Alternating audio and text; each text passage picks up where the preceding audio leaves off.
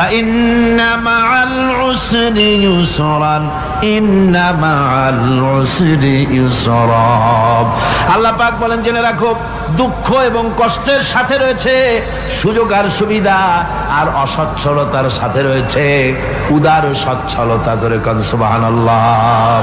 কাজে ভয় পাওয়ার কারণ নাই, হতাশ হওয়ার কারণ নাই, মন আশায় বুক বেঁধে রাখো। গুনাহ করেছো, হতাশ হয়ো না। যুবকদের গুনাহ করা স্বাভাবিক। ইউনিভার্সিটির ছাত্র, কলেজের ছাত্র, প্রফেসর, শিক্ষক, অফিসার ঘুষ খেয়েছেন, জিনা করা হয়েছে, মদ খাওয়া হয়েছে, মিথ্যা কথা বলা হয়েছে, যাই কিছু করেন না কেন ভয় পাওয়ার কারণ নাই, নিরাশ হওয়ার কোনো দরকার নাই।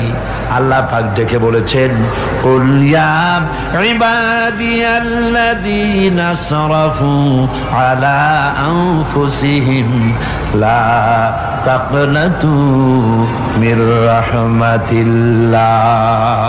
আমার আল্লাহ বলেন, ও নবী আপনি শোনায় দেন, হে আল্লাহর বান্দারা, তোমরা যারা নিজেদের উপরে বাড়াবাড়ি করেছো, নিজেদের উপরে জুলুম করেছো, অত্যাচার করেছো, আমি আল্লাহর রহমত থেকে নিরাশ হয়ে যেও না।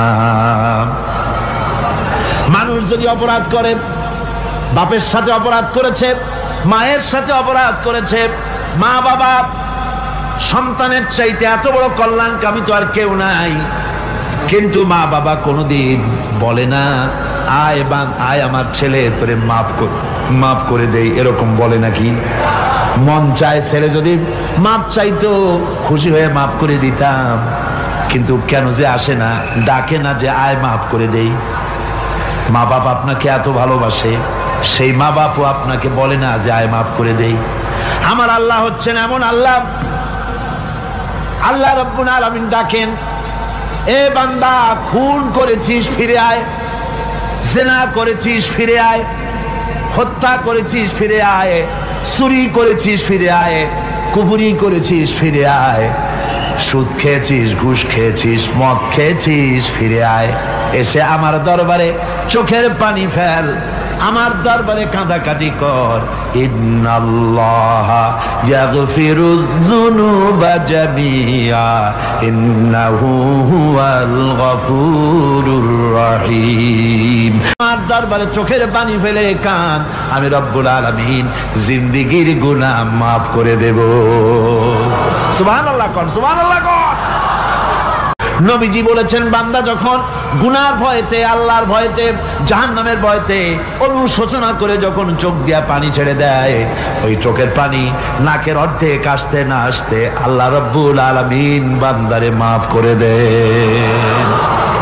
আল্লাহর রহমতকে 100 ভাগ করা হয়েছে। আল্লাহর রহমতের কত ভাগ? এই 100 ভাগের 1 ভাগ সারা পৃথিবীতে ছড়াই দেওয়া হয়েছে, আর 99 ভাগ কার কাছে? আল্লাহর কাছে।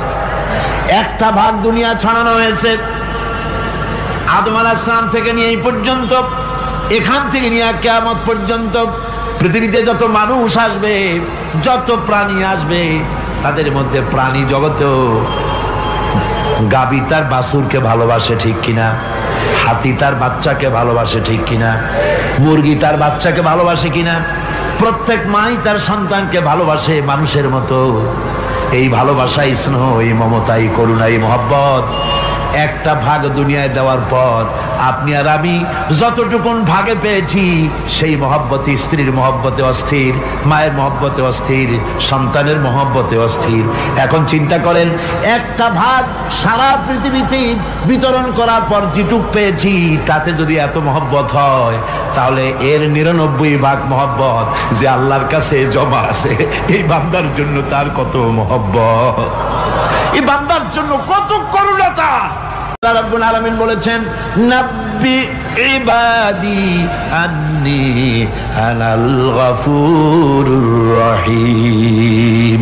আমার নবী সুসংবাদ দিয়ে দাও, বান্দাদেরকে শোনায় দাও যে আমি আল্লাহ তাআলা ক্ষমাশীল আর দয়াবান। হুজুর কাঁদতেছিলেন, হযরত ওমর রাদিয়াল্লাহু তাআলা আনহু এসে দেখেন হুজুর একা কাঁদতেছে। হুজুর জিজ্ঞেস করছেন, হযরত ওমর জিজ্ঞেস করলেন, হুজুর আপনি কাঁদেন কেন একা একা? হযরত ওমর বলেন, আমি যখন প্রশ্ন করলাম নবীজি বললেন, আমার কাছে কিছু আগে জিবরাইল এসেছিলেন। জিবরাইল এসে আমাকে বললেন, আল্লাহ পাক বলেছেন, হে আমার নবী, ইসলামের ভিতরে থেকে যে সমস্ত মানুষগুলো ইসলামের ভিতরে থেকে চুল আর দাড়ি পাকায় দিছে, কিয়ামতের দিন এই লোকগুলারে আমি শাস্তি দিতে আমার শরম হবে। হযরত ওমর বলেন, হুজুর, উম্মতের জন্য কত বড় খোশ খবর এটা, আর আপনি কাঁদতেছেন। হুজুর বলেন, ওমর, তুমি জানো না আমার কান্নার কারণ ভিন্ন। আমার কান্নার কারণ হলো যে আল্লাহ রাব্বুল আলামিন কিয়ামতের দিন দাড়ি চুল পাকা বান্দারে শাস্তি দিতে শরম করবেন। সেই দাড়ি চুল পাকা বান্দাগুলি আল্লাহর সাথে নাফরমানি করতে শরম করে না। আমি এই লজ্জায় কাঁদতেছি। ভাইরা, হুজুর, আল্লাহ পাক বলেন, ও আমার নবী, রাতের আধারে যখন একটা বুড়া আমার দরবারে হাত উঁচু করে,